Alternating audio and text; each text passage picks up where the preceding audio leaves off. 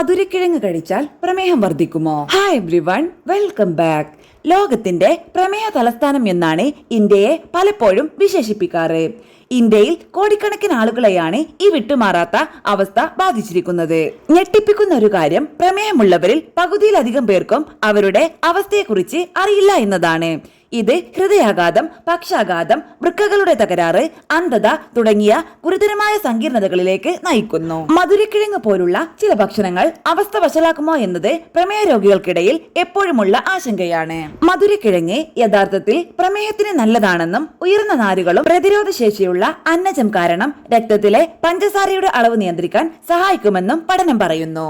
മധുരക്കിഴങ്ങിന്റെ glycaemic സൂചിക കുറച്ച് പ്രമേഹ രോഗികൾക്ക് കഴിക്കാൻ കൂടുതൽ അനുയോജ്യമാക്കുന്നതിനുള്ള രണ്ട് വഴികൾ. ഒന്ന്, കൂടുതൽ നേരം വേവിക്കുക.